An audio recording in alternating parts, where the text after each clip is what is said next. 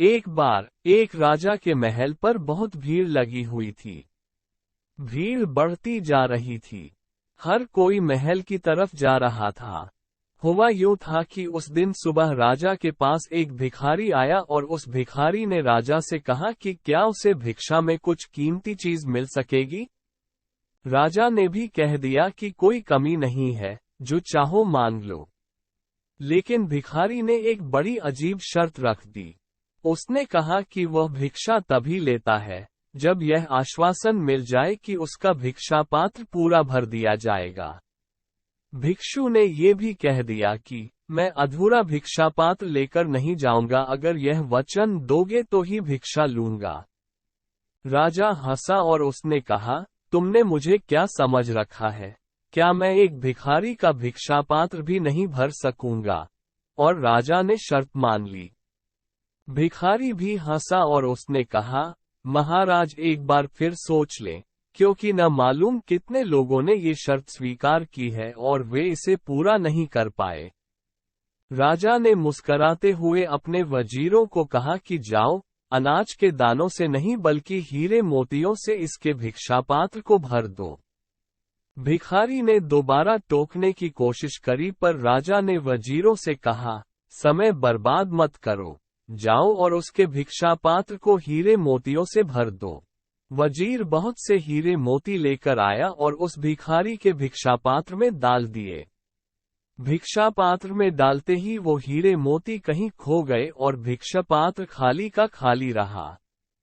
सुबह से दोपहर हो गई, लेकिन वो भिक्षा पात्र खाली का खाली ही रहा। राजा को समझ नहीं आ रहा था कि आखिर यह कैसा भिक्षा पात्र है।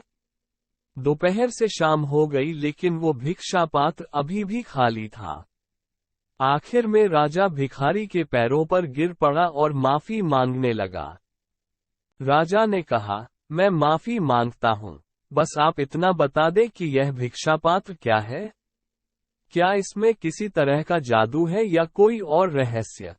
उस भिखारी ने बताया, ये ना तो कोई जादू है और ना कोई रहस्य। एक बार मैं शमशान घाट से गुजर रहा था तो मुझे वहां एक आदमी की खोपड़ी पड़ी मिली और उससे मैंने ये भिक्षा पात्र बना लिया और मैं खुद ही हैरान हूँ। इंसानी मन से बनी ये खोपड़ी कभी भरती ही नहीं। दोस्तों, आप अपने मन और शरीर की इच्छाओं को कभी पूरा नहीं कर पाएंगे।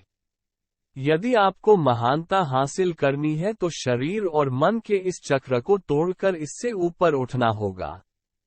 हमारा मन लालच से भरा होता है, इसे कभी नहीं भरा जा सकता।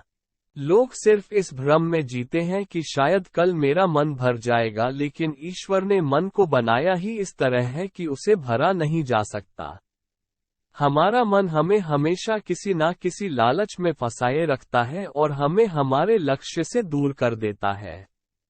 जो लोग अपने मन को कंट्रोल करके लगातार अपनी सफलता के लिए काम करते हैं, वही लोग दुनिया में आगे बढ़ पाते हैं। इसलिए अपने मन को ऐसी चीजों से हमेशा दूर रखें जो आपके जीवन में मुसीबत खड़ी कर सकती हैं। अपने मन को उतने में ही संतुष्ट रखना सीखें, जीतना आपको मिलता है।